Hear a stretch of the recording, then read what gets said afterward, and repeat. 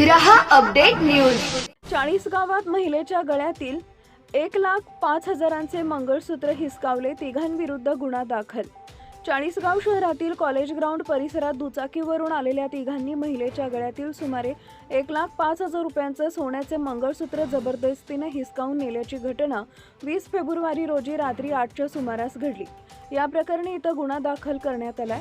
फिर्यादी वसंत शंकर पवार, वय वर्ष 55, राहणार पारिजात नगर, धुळे रोड, 40गाव यांनी दिलेल्या तक्रारीनुसार ते पत्नी सोनल पवार यांच्यासोबत मोटरसायकलवरून करगाव रोडनं जात असताना कॉलेज ग्राउंड जवळील हनुमान मंदिर परिसरात काळ्या रंगाच्या विना नंबर FZ यामा दुचाकीवरून आलेल्या तिघांनी त्यांना अडवलं।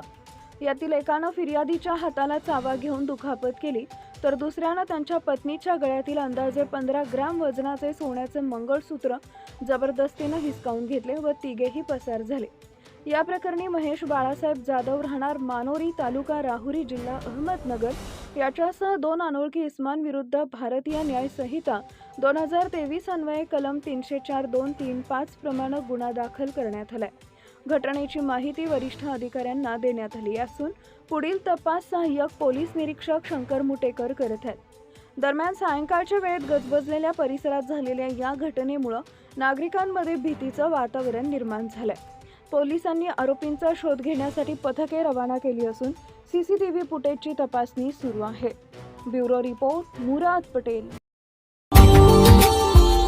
Subscribe now and press the bell icon. Never miss an update.